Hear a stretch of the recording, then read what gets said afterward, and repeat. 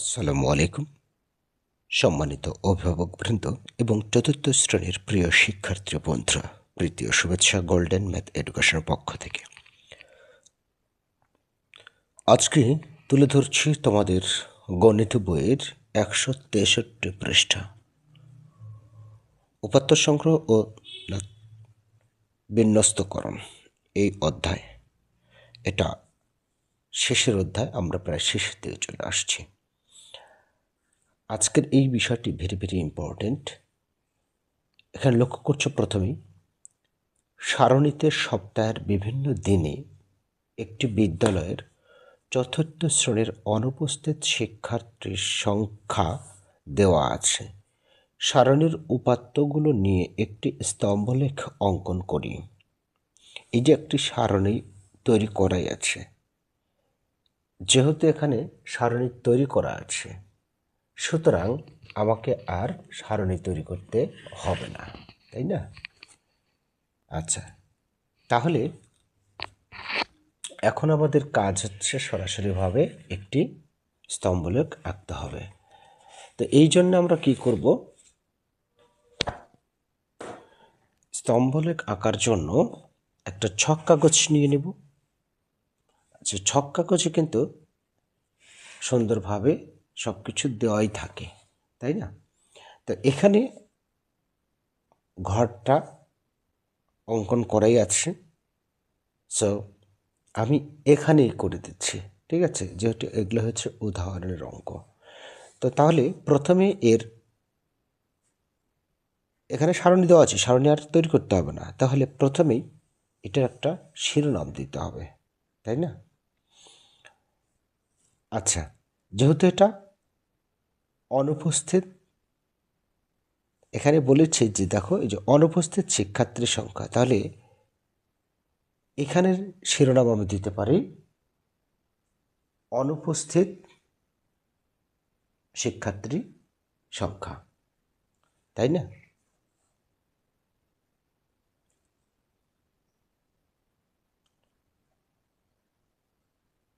অনুপস্থিত অনুপস্থিত শিক্ষার্থী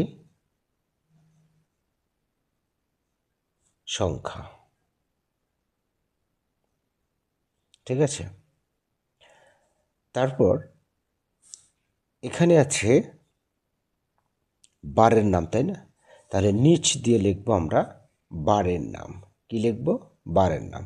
তাহলে এইখানে লিখবে, এইখানে লিখে নিবে যে দিনের নাম অথবা বারের নাম, ঠিক আছে? তো এখানে মোটামুটিভাবে লেখার জায়গা নেই, একটু লিখে নিও, হ্যাঁ? যেহেতু এখানে আবার বারের নামও লিখতে হবে, অর্থাৎ এখানে এক ঘর পর এটা হচ্ছে তোমার, এটা ধরলাম আমি রবি, তারপর এক ঘর বাদ দিয়ে এটা দিলাম, এটা এক ঘর বাদ দিয়ে এটা হচ্ছে সোমবার, ঠিক আছে? এটা সোমবার। তারপর এটা হচ্ছে মঙ্গলবার, তারপর এক ঘর বাদ দিয়ে বুধবার, তারপর এক ঘর বাদ দিয়ে বৃহস্পতিবার, ঠিক আছে? বারের নামটা আর নিচে দিয়ে জায়গা নেই, এই দিক দিয়ে লিখে নেবে যে দিনের নাম অথবা বারের নামও লিখতে পারো, ঠিক আছে? আর এই দিকে হচ্ছে শিক্ষার্থীর সংখ্যা, ঠিক আছে? এখানে লিখবে শিক্ষার্থীর সংখ্যা বা অনুপস্থিত শিক্ষার্থীর সংখ্যা। যেহেতু আমার শিরোনামটা অনুপস্থিত শিক্ষার্থীর সংখ্যা হয়েছে, এখানে শুধু শিক্ষার্থীর সংখ্যা লিখলেও কোনো সমস্যা নেই। ওকে, আচ্ছা, এখন প্রথমে দেখো রবিবার কত? 7 জন। 1 2 3 4 5 6 7, এই পর্যন্ত কি করতে হবে? পেন্সিল দিয়ে সুন্দরভাবে ভরাট করে দিবে, ঠিক আছে? এগুলো তো তোমরা অবশ্যই জানো এবং এগুলো করতে কিন্তু অনেক মজাও লাগে। আচ্ছা, তারপর রবি সোমবার দিন আছে কতজন? 5 জন। সোমবারের দিন আছে 5 জন। 5 জন অনুপস্থিত আছে, 1 2 3 4 5, এই যে 5, ঠিক আছে? যেহেতু এটা তোমরা খাতায় করবে, তাই এই যে এখানে 0 লিখবে, এখানে 5 লিখবে, তারপর 1 2 3 4 5, এখানে আসবে 10 লিখবে, এভাবে লিখে নেবে পাশে, ঠিক আছে? আচ্ছা, এই যে পরবর্তী ধাপে আমি ওটা সুন্দর করে বুঝিয়ে দিচ্ছি, তাহলে বুঝতে পারবে। আচ্ছা, তারপর সোমবার, মঙ্গলবার। মঙ্গলবার হচ্ছে 3 জন, 1 2 3, 1 2 3 পর্যন্ত সুন্দরভাবে বট করে দিলাম। তারপর হচ্ছে যে বুধবার হচ্ছে 2 জন, বাহ, আস্তে আস্তে কমছে, ভালো, বুধবার 2 জন। তারপর বৃহস্পতিবার, বৃহস্পতিবার আবার 9 জন, এ বাবা, এবার বেড়ে গেছে, 1 2 3 4 5 6 7 8 9, এই যে পর্যন্ত, এই পর্যন্ত সুন্দরভাবে দিয়ে দাও ভরাট করে। পেন্সিল দিয়ে তোমরা মুছে নিয়ে করবে, এর আগেও ক্লাসে আমি দেখিয়েছি, সো এখানে আর সময় নিলাম না, ঠিক আছে? এই হচ্ছে সারণী প্রথমটার স্তম্ভলেখ। এবার পরের স্তম্ভলেখটা, যেহেতু জায়গা আছে সুতরাং সুন্দরভাবে বুঝে নাও। এইভাবে ছক কাগজ নেবে, ছক কাগজ নেওয়ার পরে তারপর এখানে মনে করে এটি সেই ছক কাগজ, আমি সেই ছক কাগজে নামগুলো দেব যেভাবে, ঠিক আছে? এটা আমি ক খ, এটা হচ্ছে ক, আর এটা হচ্ছে খ, ঠিক আছে? এই ধারণাটা কোথা থেকে নিলাম আমি? আচ্ছা, তোমাদের বুঝিয়ে দিই যে এই পৃষ্ঠা গতকালকে কিন্তু করেছিলাম। এই যে, এই যে ক খ, এই যে, তারপরে এই যে উপরে এখান থেকে জেরো শুরু করা আছে, এই যে এই পাশে আছে গ, ঠিক আছে? এইভাবে ছক কাগজে নিবে এবং উপরেরটাও কিন্তু যেটা করলাম, এই উপরেরটাও কিন্তু এটা করবে, ক খ, ঠিক আছে? এখন আমি যেভাবে করছি ঠিক এইভাবেই ছক কাগজও করতে হবে। তারপর এই পাশে হচ্ছে যে গ পর্যন্ত নিতে হবে, এই এটা, এটা কি, এটা হচ্ছে গ, ওকে? এখানে 0 থেকে শুরু হলো। তারপর এখন আমরা নাম লিখব, নাম লেখার পালা। যাই হোক, এখানে একটি কথা বলেছে যে দৈব চয়নের মাধ্যমে শ্রেণীর 5 জন শিক্ষার্থীর পরিবারের সদস্য সংখ্যা নিয়ে একটি স্তম্ভলেখ অঙ্কন করি এবং ডান পাশে উল্লেখিত প্রশ্নের উত্তর খুঁজি। অর্থাৎ এই প্রশ্নগুলোর উত্তর দিতে হবে। তো দৈব চয়ন কথাটির অর্থ আগে বুঝতে হবে। দৈব চয়নের মাধ্যমে মানে ভাগ্যের উপর নির্ভর করা, ঠিক আছে? তার মানে একটু লটারির মাধ্যমে সেই 5 জন শিক্ষার্থীকে বেছে নেওয়া এবং তাদের পরিবারের সদস্যের সংখ্যা নির্ণয় করা, ঠিক আছে? দৈব চয়ন কথাটির অর্থ হচ্ছে ভাগ্যের উপর নির্ধারণ করা, ওকে? এখন সেই মনে করো ক্লাসে শ্রেণী শিক্ষক এটা কাজ করবে, ঠিক আছে? 5 জন শিক্ষার্থীকে বেছে নেবে দৈব চয়নের মাধ্যমে, নিয়ে তাদের পরিবার সদস্য সংখ্যা বলবে, মুখে মুখে তাদের মুখে শুনে নেবে এবং সেখান থেকে একটি সারণী তৈরি করবে। তাহলে যেহেতু এখানে সারণী তৈরি করা নাই, আগের অঙ্কে যেমন সারণী তৈরি করাই ছিল, সুতরাং যেহেতু সারণী তৈরি করা নাই, সারণীটা তৈরি করতে হবে। কি লিখতে হবে তৈরি করার আগে? যে দৈব চয়নের মাধ্যমে শ্রেণীর 5 জন শিক্ষার্থীর পরিবারের সদস্য সংখ্যা সারণী তৈরি করা হলো।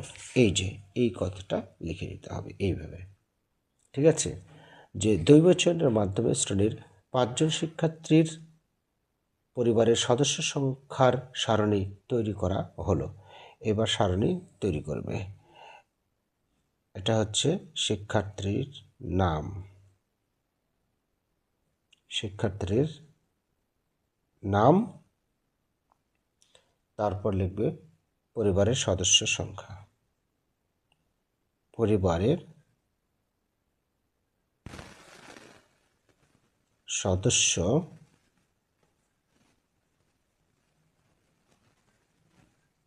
সংখ্যা। যেহেতু 5 জন শিক্ষার্থীর নাম, এটা তোমার ইচ্ছা মতো আমি দিলাম মোহিত, তারপর দিলাম তাসিন, তারপর দিলাম সাইফ, তারপর দিলাম অন্তর,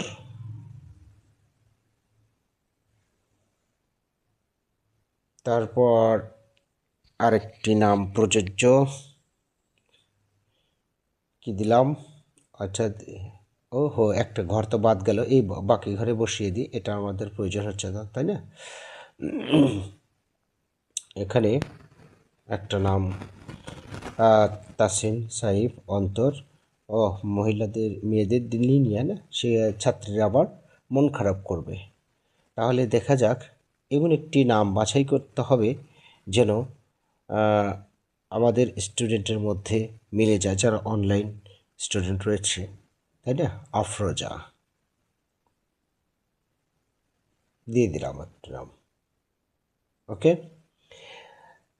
মোহিত, মনে করো মোহিতের পরিবারের 5 জন সদস্য, আফরোজার পরিবারে 4 জন, তাসিনের পরিবারে 4 জন, সাইফের পরিবারে 3 জন, আর অন্তরের পরিবারে 6 জন দিয়ে দিলাম। ঠিক আছে, ইচ্ছে মতো। ওকে। আচ্ছা, এখন এই সারণীগুলো নিয়ে তোমার পূরণ করতে হবে। এই যে এই ছকটা, স্তম্ভলেখটা আঁকতে হবে। যেহেতু আমাদের এটাও কিন্তু অঙ্কের মধ্যেই, এটা অঙ্কের মধ্যে, এটা নম্বর দিবে, নম্বর দিয়ে এই সারণীটা আঁকবে। তারপর এবার সারণীর তথ্য অনুযায়ী স্তম্ভলেখ অঙ্কন করা হলো। এইভাবে লেখার পরে তারপর ছক কাগজে এই স্তম্ভলেখ নেবে। ছক কাগজে নিয়ে এর পরবর্তী স্টেপে আমি একবারে ছক কাগজ নিয়ে তোমাদেরকে দেখিয়ে দেব, অথবা খাতায় এঁকে তোমাদের শিক্ষকরা যদি অনুমতি দেয় খাতায় এঁকেও এইভাবে করতে পারবে সমান সমান। তবে এইভাবে করতে গিয়ে এই যে দাগগুলো টানতে, উলম্ব রেখা আবার তোমার মানে আনুভূমিক রেখা আঁকতে অনেক সময় লাগবে। ঠিক আছে, এই যে এগুলো হচ্ছে আনুভূমিক রেখা, এই পাশে নিচেরটা এইভাবে যেটা, সেটা আনুভূমিক রেখা, আর উপরে যেটা খাড়া লম্ব সেটা হচ্ছে উলম্ব রেখা। তো অনেকগুলো আনুভূমিক উলম্ব রেখা আঁকতে সময় লাগবে। আর ছক কাগজ হলে ওখানে আঁকাই থাকে, সুতরাং এইভাবে শুধু ইন্ডিকেট করা, এই যে এইভাবে শুধু ইন্ডিকেট করা। তাহলে এখানকার শিরোনাম হতে পারে কি, এই যে শিক্ষার্থীর পরিবারের সদস্য সংখ্যা, উপরের শিরোনাম লিখবে শিক্ষার্থীর পরিবারের সদস্য সংখ্যা, এটা শিরোনাম। আর এখানে লিখে দিতে পারো ছাত্রছাত্রীদের নাম, অর্থাৎ শিক্ষার্থীর নাম, শিক্ষার্থীর নাম। আর এখানে পরিবারের সদস্য সংখ্যা, এই পাশে লিখতে হবে পরিবারের সদস্য সংখ্যা। ঠিক আছে, ব্যাস সুন্দরভাবে হয়ে গেল। এখন আমি নাম লিখেছি এক ঘর পর পর, হ্যাঁ, তাহলে এইখানে লিখবো আমি এই সোজা, এখানে লিখব মোহিত, তারপর এক ঘর পর এখানে আসে আফরোজা, আফরোজা, তারপরে এক ঘর পরে আছে তাসিন, তারপরে এক ঘর পরে আসবে সাইফ, তারপর এক ঘর পরে আসবে অন্তর। হ্যাঁ, আমিও দৈব চয়ন করে নিয়েছি মনে করো। এখন মোহিতের পরিবারে আছে 5 জন, তাহলে 1 2। আরেকটি বিষয় এদিকে লিখতে হবে, সেটা হচ্ছে যে এটা 0 থেকে শুরু করেছি, 1 2 1 2 3 4 5, এটা হচ্ছে 5 6 7 8 9 10, এটা হচ্ছে 10 11 12 13 14, আচ্ছা 15 নাই, 5 ঘর পরপর একটা চিহ্নিত করলাম। এই ছক কাগজে কিন্তু এরকম করে করাই থাকে, ঠিক আছে, প্রতি 5 ঘর পরপর লাল দাগ দেওয়া থাকে। যাই হোক, আগামী ক্লাসে আমরা ছক কাগজ নিয়ে কথা বলবো, তাহলে সেটা সুন্দরভাবে বুঝতে পারবে। আচ্ছা, এখন মোহিতের পরিবারে আছে 5 জন, 5 জন বলতে যে 5 ইন্ডিকেট করে আছে, সুতরাং এই পর্যন্ত পূরণ করে দিতে হবে, ঠিক আছে, এই পর্যন্ত পূরণ করে দিতে হবে। আচ্ছা, তারপরে আফরোজার পরিবারে কয়জন ধরেছিলাম? 4 জন। আফরোজার পরিবারে 4 জন, তাহলে 1 2 3 4, ওমা এটা 1 2 3 4 5, 5 পর্যন্ত হয়নি তো, 1, এটা 0, 1 2 3 4 5, 5 তো এটা, সরি এটা তো ভুল হয়ে গেল, এটা 5, ঠিক আছে, এটা 5 হচ্ছে, তো এটা 4। আচ্ছা, এর পরবর্তীতে তাসিনের পরিবারে কতজন ধরেছিলাম? তাসিনের পরিবারে, এই যে তাসিনের পরিবারে 4 জন, তাহলে আবারও 4 পর্যন্ত ভরাট করে দাও। একবার পুরো ভরাট করে দেবে, আমি শুধু কলম দিয়ে মোটামুটিভাবে কম করে যাচ্ছি। সাইফ 3 জন, সাইফের পরিবারে 3 জন, 1 2 3, শুধু। তারপরে অন্তরের পরিবারে 6 জন, অন্তরের পরিবারে বেশি, 1 2 3 4 5 6, এই যে এই পর্যন্ত ভরাট করে দিলাম, ওকে।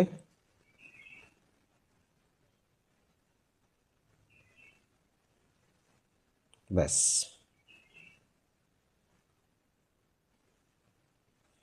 ওকে।